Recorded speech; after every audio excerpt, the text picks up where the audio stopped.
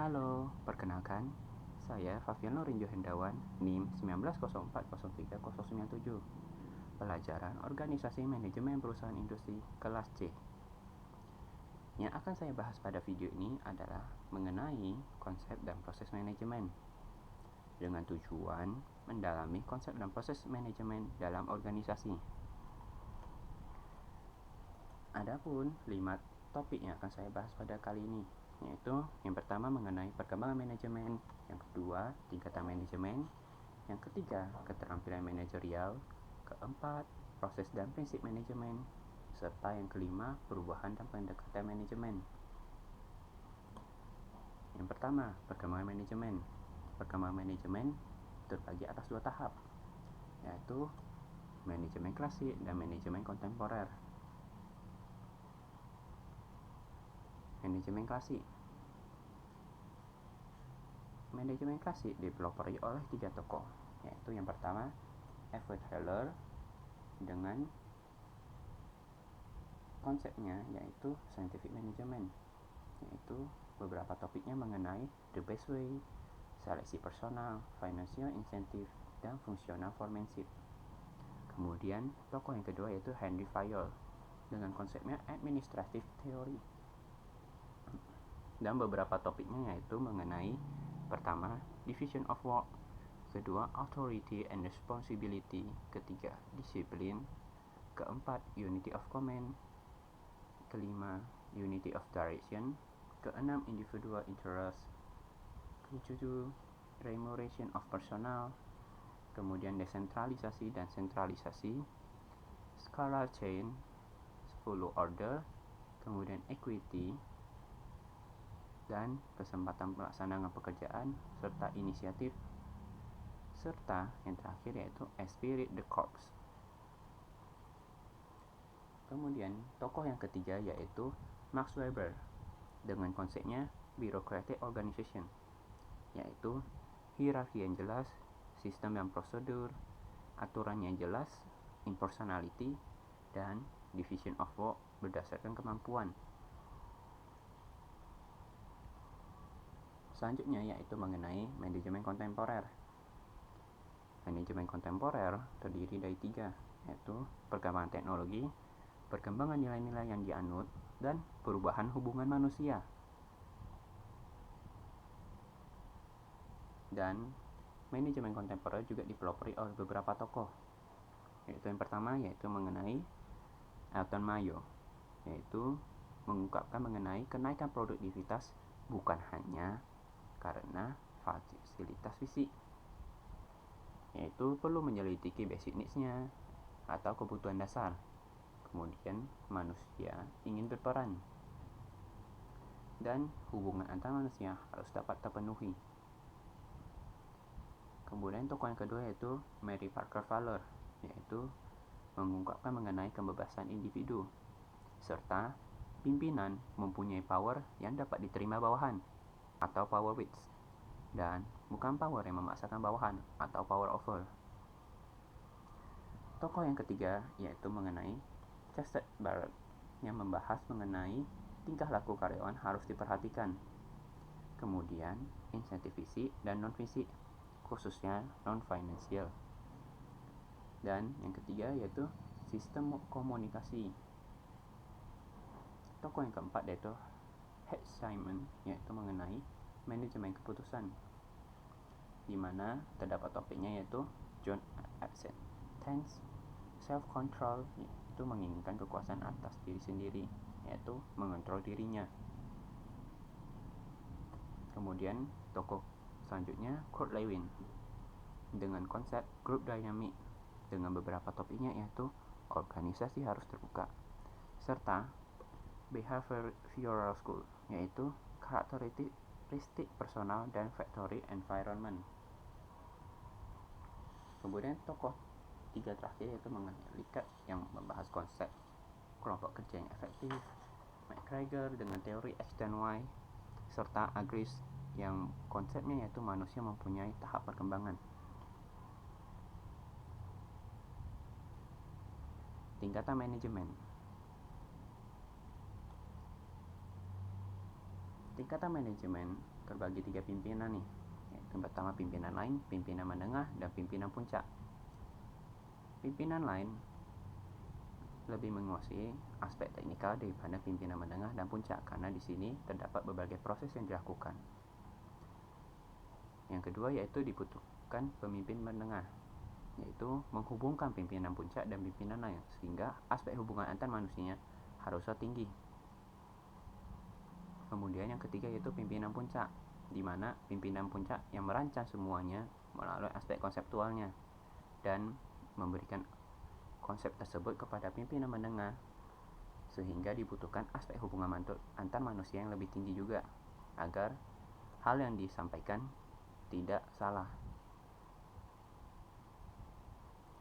Tingkatan manajemen juga dibagi berdasarkan ruang lingkupnya, yaitu yang pertama yaitu pimpinan fungsional, yaitu bertanggung jawab terhadap suatu kegiatan fungsional, misalnya produksi, pemasaran, kepegawaian, dan keuangan. Kemudian yang kedua yaitu pimpinan umum, yaitu bertanggung jawab atas segala aktivitas inti yang dipimpinnya, misalnya general manager dan divisi-divisi.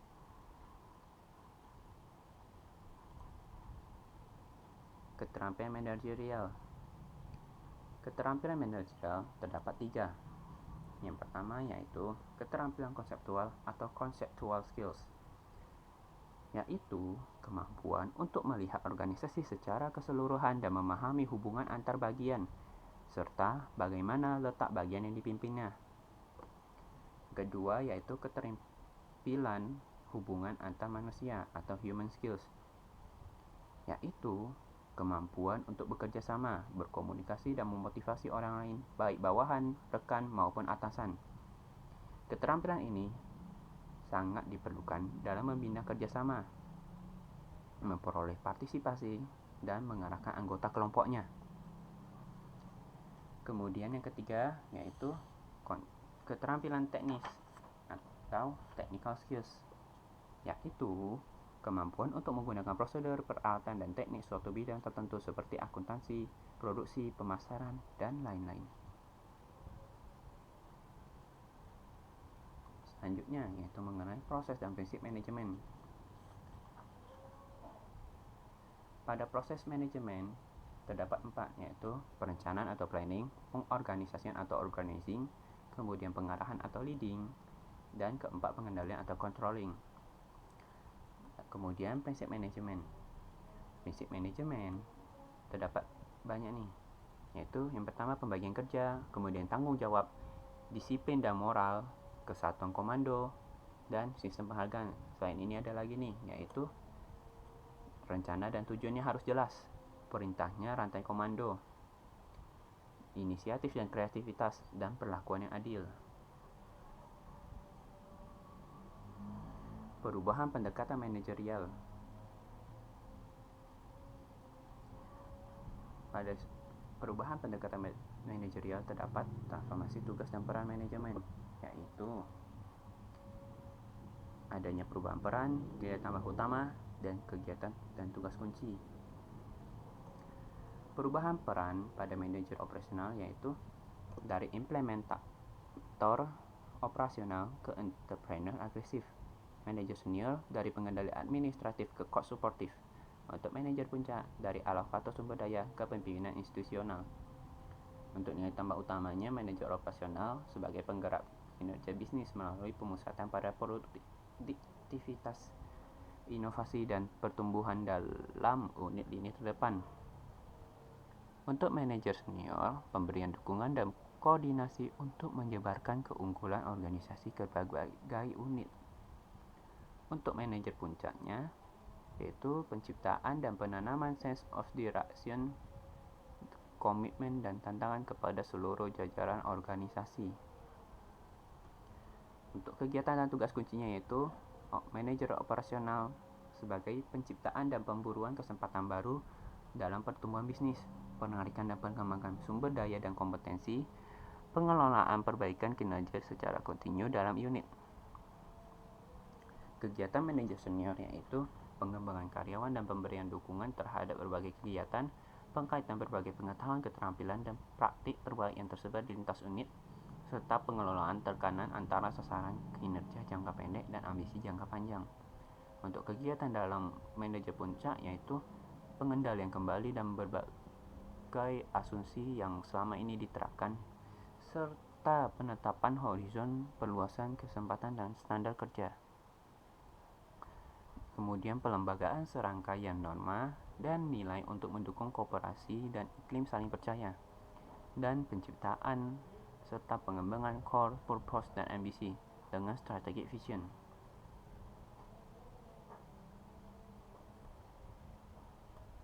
Untuk perubahan pendekatan manajerial melalui kompetensi manajemen untuk peran baru, yaitu pada level entrepreneur, perannya yaitu penciptaan dan pemberian kesempatan bisnis dalam pertumbuhan bisnis, penarikan dan pengembangan sumber daya dan kompetensi, serta pengelolaan kinerja secara kontinu dalam unit.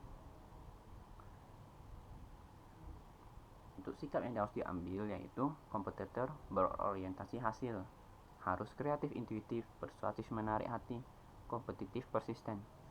Untuk pengetahuannya harus pengoperasiannya secara rinci, pengetahuan teknisnya kompetitif bisnis,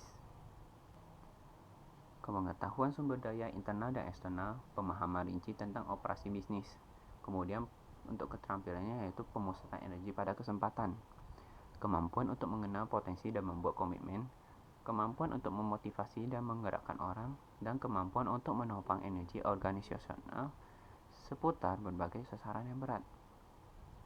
Untuk peran dari senior management developer yaitu pengembangan karyawan dan pemberian dukungan terhadap inisiatif, yaitu pengkaitan berbagai pengetahuan, keterampilan, dan praktik yang tersebar, dan pengelolaan tekanan jangka pendek dan jangka panjang.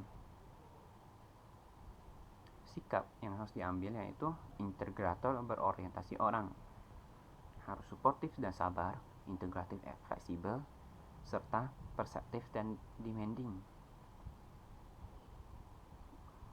Pengalaman diambil yaitu organisasional luas, yaitu pengetahuan orang sebagai individu dan pemahaman cara untuk mengetahui mereka.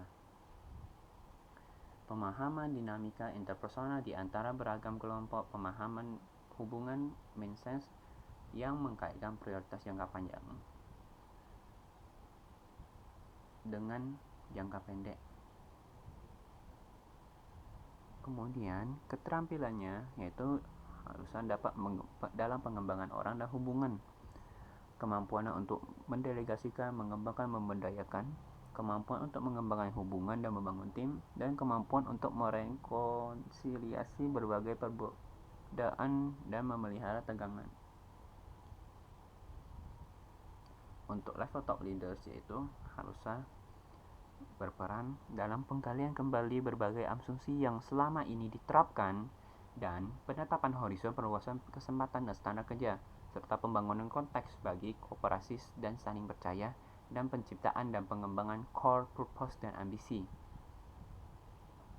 Sikap yang harus diambil yaitu minded visionary, yaitu challenging and stretching, open-minded dan fair, serta insightful dan inspiring. Pengetahuan yang harus diambil yaitu pemahaman mengenai organisasi dalam konteksnya, yaitu pemahaman mendasar tentang organisasi berbagai bisnis dan operasinya, pemahaman organisasi sebagai suatu sistem struktur, proses, dan budaya, yaitu pengetahuan luas tentang perusahaan, industri, dan masyarakat yang berbeda. Untuk keterampilan dan kemampuan yang harus diambil yaitu sebagai penyeimbang alignment dan tantangan, kemampuan untuk menciptakan lingkungan kerja yang exciting, demanding, kemampuan untuk menginspirasi keyakinan dan kepercayaan pada institusi dan manajemennya. Kemudian harus mempunyai kemampuan untuk mengkombinasi conceptual insight dengan berbagai tantangan motivasional. Nah, terdapat juga peran dan keterampilan manajerial yang dibutuhkan kini dan masa mendatang, antara lain sebagai pertama, agen perubahan. Sikap yang harus diambil yaitu keterampilan manajemen perubahan, coaching, kemampuan fasilitas, keterampilan analisis sistem, dan keterampilan konsultasi. Sebagai partner strategi, yaitu keterampilan pengembangan dan pemanfaatan kompetensi, perancangan ulang proses bisnis, perbaikan berkesinambungan, serta pengembangan keprimaan operasional. Untuk employee champion, dibutuhkan keterampilan pengembangan manajemen, manajemen kinerja, pengembangan sumber daya manusia, serta diagnosis lingkungan kerja. Dan yang terakhir yaitu mengenai peran dari tugas administratif expert, yaitu keterampilan perbaikan proses, hubungan dan layanan pelanggan, keterampilan teknologi, dan informasi.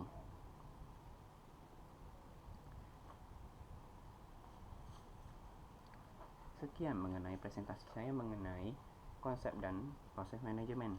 Diharapkan dapat mendalami konsep dan proses manajemen dalam organisasi. Sekian dan terima kasih.